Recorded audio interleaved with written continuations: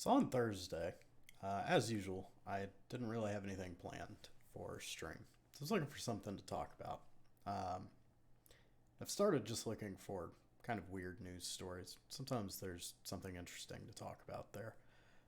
Um, and I found an article that kind of caught my eye immediately, involving eBay executives sending live insects and pig fetuses and a bunch of other really strange things to a couple that run a blog. We talked about it briefly on stream on Thursday. We didn't go too deep into it. We went through the news article and kind of laughed at the funny things that we saw there, but it turns out there's a lot more going on there than we thought. I did a little bit more digging, and the story is wild. It goes so much further beyond a couple of eBay executives just sending strange things to a couple of bloggers. So let's talk about the chain of events that started this harassment before we get into some of the more specifics of the actual harassment itself. And I think you'll see it is genuine harassment. Um, when we talked about this on stream Thursday, we kind of joked that, like, it's just like could be a prank that got out of hand. After diving a little deeper into this is genuinely unhinged shit. So after that blog post about the activist investor and wanting to get rid of the then CEO, Devin Weinig, Weinig messages their chief communications officer, Steve Weimer, about this article. Weimer, on saying this, says, and I quote, "We're going to crush this lady." Already pretty strong. I mean, right out the gate, just right off the rip, this dude is going balls to the wall. It seems like Weinig takes about a month to think things over before he messages Weimer back, "Take her down." That's a direct quote. That's what he said. So at this point, the security division head, Jim Bow, and this is where it starts really getting crazy, says he, quote, "can neutralize Ina's website in 2 weeks or less." So to give a little bit of backstory on Jim Bow, this guy's a character. He should not have this position. Um, Sadly, that's going to be relevant later. So, reading from a Boston Magazine article about this whole story, because David and Nina are from Boston, I believe, so they did a pretty in depth write up here. Maybe I'll link it in the description in case anybody wants to read it, because it's wild. It's a long read, but crazy. So just gonna quote here a little bit, discussing Bao, this insane individual. Inside eBay, Bao was known as a loose cannon. Um, he sometimes claimed that he'd worked for the U.S. Central Intelligence Agency, but in court filings, Bao's attorney have stated that he was once an asset for the FBI, but have presented no concrete evidence that he worked for the CIA. So already kind of, I think you can get an image of what kind of guy this is. And he'd gained a reputation for demanding that his team members remain on high alert at all times, attuned to the possibility of an imminent attack as if they were constantly at war. This is a man that works for eBay. For eBay. This isn't some like fucking Banana Republic. It's fucking eBay. Like, bro, you sell secondhand Legos on the internet. Is it that serious? So apparently once he found a knife laying around in the office, and he picked it up and jabbed it into a fucking chair. Um, I guess to prove the point to his employees that you got to be careful if the wrong person found this knife. Maybe the guy that found the knife, just saying, something really bad could happen. Totally normal office behavior. That's you know, can't start the week off without just stabbing a fucking chair with an errant box cutter. That's just me though. At one point, he made his security team watch Meet the Fockers. You know, the Ben Stiller movie? The sequel to an already kind of like movie. He forced his team to watch that. Um, Not so that they could laugh at Robert De Niro's character, which is honestly kind of what this Bow guy is. You know, just my 2 cents. Um, but because he wanted them to like model themselves after De Niro's character. For those of you who haven't seen Meet the Fockers, De Niro's character in that movie is laughable. Like, I mean, you're meant to be making fun of him. He's he's not a serious ex spy. Like, he's the guy you make fun of because he takes it too seriously and he quit doing it like 30 years ago. That's it. This guy missed the point, I guess.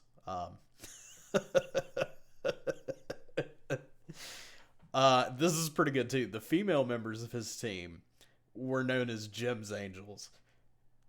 This guy is. I don't even know. He's fucking crazy. He should not hold any kind of position of authority, especially in a huge company like eBay. Some sad foreshadowing for later, unfortunately. Anyway, so after Jim Bao says he can neutralize Ina's website in 2 weeks or less, he writes to Weimer, "I want to see ashes." Again, absolutely unhinged. Um, so anyway, in June of that same year, 2019, senior manager in the security division, Brian Gilbert, flies out to Boston and spray paints Fido Master on the Steiners' fence. So Fido Master runs a Twitter account that I guess is also kind of critical of eBay. Um, you know, internet gonna internet. But he was also pretty active on the Steiners' blog. So I guess in eBay's mind, they thought there was some kind of connection there. Anyway, Bao wanted to torment the Steiners to the point that they would stop publishing their blog. And then this is where we start getting into some real unhinged fucking mafioso shit. He wanted to then come in and offer to protect them from their harassers. You know, them. Like, this is straight up a protection racket at this point. This is fucking crazy. After winning their trust, he would then try to persuade them to give up the identity of Fido Master. Again, Fido Master is just a guy that runs a fucking Twitter account and comments on the Steiners' blog occasionally, who he believed the Steiners were working with. Which tells me that they were going to continue this harassment of Fido Master too. Like, if they had succeeded in this, they were going to do this to another person. Like, this wasn't a one-off occurrence. They were just going to harass these people. They wanted to do more. There were other people that, I don't know, the CEO, Devin Wenig, was so salty about, he had to harass them. So it looks like the story really starts in January of 2019. On January 22nd, Ina Steiner posted this blog post detailing an activist investor that had recently purchased about 4% stake in eBay and was fairly critical of the then CEO, Devin Wenig. Ina seemed to write about eBay a lot. I looked through a bunch of these old blog posts from 2019 trying to, I don't know, maybe get some insight into what set this Devin Wenig guy off so much. But it seemed pretty straightforward. I mean, nothing crazy, you know. It was pretty, like I said, just straightforward journalism. Kind of just telling stories about what's going on. She seems to maybe have a little bit of an opinion, but it seems more or less unbiased from what I saw. Again, doesn't seem to be anything crazy here. I mean, it isn't like a hit piece or anything. She's kind of just detailing the situation. You know, doesn't seem like anything terrible there. Certainly nothing that would lead to the harassment her and her husband experienced over the next year. So the actual harassment, it looks like, started in June when they found Phytomaster sprayed on their fence, like we discussed just a minute ago. Um, After that, they started getting some really fucked up messages from some guy named Tui Alay, who claimed that their coverage was hurting eBay sellers. And then after that, they started waking up to newsletters. They had been signed up for Irritable Bowel Syndrome News, Satanic Temple membership, and Sin City Fetish Night newsletter. I'm interested in that one. That sounds pretty spicy. By the end of the day, they had about 50 subscriptions, which is wild. Like that's some straight up targeted harassment. But then this all kind of culminates when they receive a package. David and Ina are at home working, and they both receive a message of a delivery that says their wet specimen was ready and were they ready to accept delivery. Obviously, they did not order any wet specimen. They didn't even know what it is. I'll be honest, I wouldn't know what it is if I hadn't read this.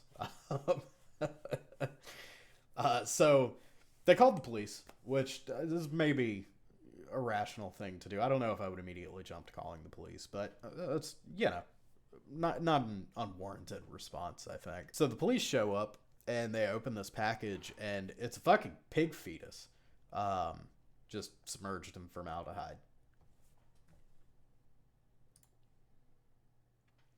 Now, as that police officer is leaving their house, they find another package on their doorstep. They open it up, and inside is a shrink-wrapped, bloody pig's face. So the cop takes a closer look at it and determines that it's not a real pig's face. It's a mask. It's a prop from Saw. Which I don't know how many of you have seen Saw or not, but I feel like that's... they're trying to evoke something there. Saw is about a serial killer that kidnaps people and then tortures them. Typically leads to their death, ultimately. So after the pig mask from Saw arrives, David Steiner has just received another package. It's a book. It's a book called Grief Diaries: Surviving Loss of a Spouse. Again, seems pretty threatening. You know what I mean? Again, I just want to remind anybody, in case you forgot, eBay is where all of this stuff is coming from. Not somebody is ordering it from eBay and sending it to them. eBay's executives, one of their head of security people, is orchestrating all of this. All because their CEO at the time got fucking butthurt that somebody wrote a blog post about him. The Steiners obviously became pretty paranoid. I think anybody would in that situation. There's too many things in a row happening to just ignore, So they started taking a whole bunch of security measures at home, setting up new cameras. Ina at one point even set up a Home Alone-esque trap full of cooking pans at the back door. Bunch of shit like that. They get a call from somebody at the corporate offices of a sex toy chain store. Apparently somebody messaged them saying that the Steiners were interested in starting a franchise. I'm guessing they, impersonated them and signed up for that information packet. The next day, a package arrived from the Carolina Biological Supply, which they've already received a pig fetus, so, the bar is pretty high here. This could be fucking anything. They called the cops again, because, obviously they didn't want to open the package. I fucking wouldn't. When the cops got there and opened it, they found a package full of fly larvae and live spiders. The next day, flower delivery man appeared at the door with a fucking funeral wreath. Again, just going with the blatant heavy-handed implication that they're gonna fucking kill somebody. So after the wreath showed up, Ina was approached by a neighbor who had received a Hustler magazine addressed to her husband, but with the neighbor's address on it. So apparently eBay wasn't just like trying to scare them. Now they wanted to like humiliate them too. This one is the only one I could almost write off as like kind of a prank. Still fucked up in the context of everything else they've done at this point, but you know, is what it is. So a few days after that, I guess that was like the straw that broke the camel's back. The Steiners got a friend to bring them a car that they could use to block off their driveway to try and make it harder for like people to get to their house, you know. Um, so the guy shows up, he brings him a car, they block off the driveway, and David offers the guy a ride home. And this is where it starts to really. I know it's been crazy this whole time, but it just keeps escalating. Um, they realize they're being followed by a black SUV with New York plates. And again, these guys live in Boston, so you know, obviously a little suspicious. Apparently, earlier that day, David had been hanging more security cameras up, and while he was doing that, Ina saw a black SUV with New York plates and warned him about it. So seeing this again kind of, you know, flipped a switch for him. He realized something was up. So David tells his friend, "You're going to think I'm crazy, but I think we're being tailed." Um, which turns out was actually the case. So instead of taking his friend home, he just starts making random turns, just, you know, trying to see what this van is doing behind him. And sure enough, they follow him. They keep up with him turn for turn. They're not letting up. So I guess they get a little bit ahead, and David's friend tells him to like stop the car. He's gonna hop out and hide in a bush and try and take pictures, which is a funny mental image, but a pretty smart move, I guess. So the guy manages to get some pictures actually. And they pass those off to the police, try and get them identified, but I guess the pictures just weren't good enough. Nothing ever came from that. So, after they started getting followed by strange SUVs, they started receiving more threatening messages from somebody we mentioned earlier, a Twitter user, Tui Ellie, LA. I don't know how you say it. But he started sending them threatening messages again. Unwanted deliveries continued. They received a box of cockroaches. Shortly after that, this Tui LA posted their home address on Twitter, so like actually getting just straight up doxxed now.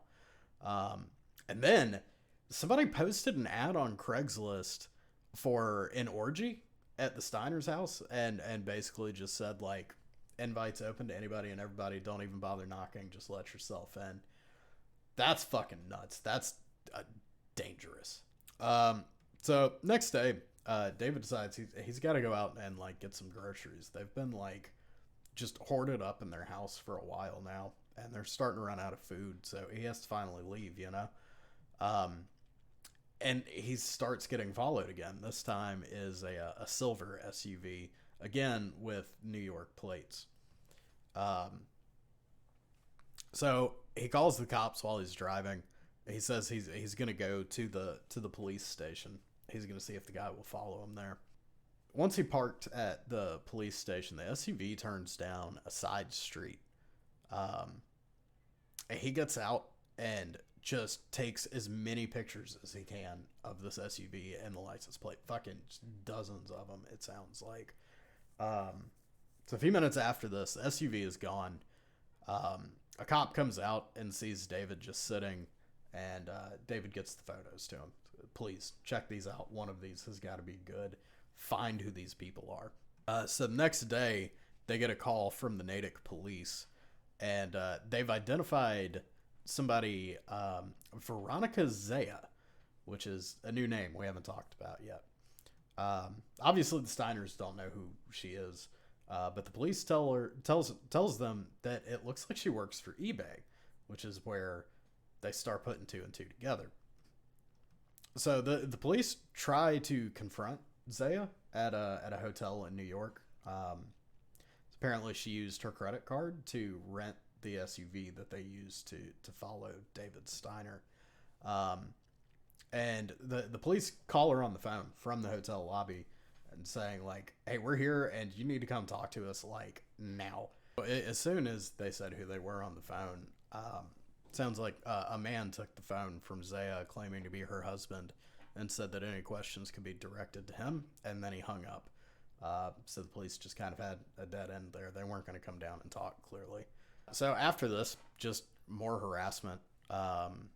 Somebody posted an ad on a garage sale finder for an everything must go sale at the Steiner's house. This is just unhinged shit. I feel so bad for these people. This is actually crazy. Like, genuine harassment. All right, so after about a year of this, things finally start going into motion. Court cases are happening. People are being charged. It seems like the harassment may have stopped for the Steiners, which is good for them. So the criminal case, which unfortunately mostly targeted middle and lower level employees, not the higher ups that were kind of facilitating this whole thing and kicked it off. That happened.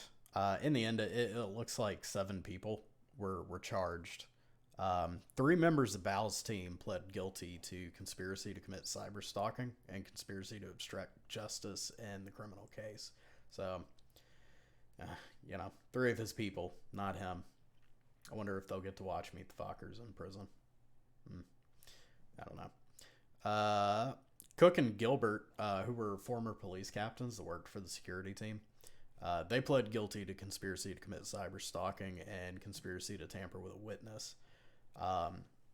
Cook was sentenced to 18 months in prison, which feels short. A year and a half for some of the shit they did. Like, it seems like they got off a little light. Bow and Harville, they entered not guilty pleas to a bigger pool of charges. They were charged with stalking, conspiracy to commit stalking, witness tampering, and destruction of evidence. So shortly after this, eBay started their own investigation into it. This is another article I found recently where eBay willingly paid the maximum fine for this. I think they realized they fucked up. They did eventually end up replacing that CEO, though not immediately. I suspect once they got rid of him, they could finally kind of own up to that and say like, yeah, we fucked up. We'll pay some money. I think that ended up being like $3 million fine that they settled on, which again feels pretty light. We're talking about fucking eBay. Like, they got $3 million. That's nothing. And so this kind of blows my mind, actually. When eBay was talking about the results of their investigation, and Weinig specifically, they said that while his communications were inappropriate, there was no evidence that he knew in advance about or authorized the actions that were later directed towards the blogger and her husband, which is not true. Like, there's records of messages he sent. He initially messaged Weimer, and Weimer responded with, "We're going to crush this lady," and Weinig responded, "Take her down." That seems pretty clear cut to me. That doesn't seem like there's a lot of ambiguity there about what his intention was. It seems like he definitely knew what was going on. You know what I mean? Like, maybe he didn't know the, like, specific nitty-gritty details of it, but he wasn't in the dark here. Kind of crazy. Anyway, he left eBay in September of 2019, and the company said that there were a number of considerations leading to his departure, which, I don't know, kind of feels to me like they knew. Like, they got rid of him for that shit. And kind of the sad part here is Weinig and Weimer, they got out of this clean. They haven't been charged with shit. They haven't paid any money. Weinig actually left eBay with a $57 million exit package. This motherfucker got $57 million for this harassment that led to him having to leave his fucking job, which is disgusting. And then after the messages became public, him specifically saying, "Take her down," he was elected to serve as a member of the GM board of directors, General Motors. Like, dude just turned this into a cushy new job. Spokesperson for GM said in a statement, since this did not involve GM business, we won't comment. GM is opposed to harassment in any form. Apparently not. Not so much that they're not okay just hiring a dude that openly provoked harassment against two fucking bloggers. Kind of crazy. And so Weimer, the guy who said we'll take this lady down, we're gonna crush her, that guy, his messages went public, including the ones, I want to see ashes whatever it takes. Again, pretty clear cut there. In September of 2020, the board of the Boys and Girls Club of Silicon Valley unanimously selected him as their next president and CEO.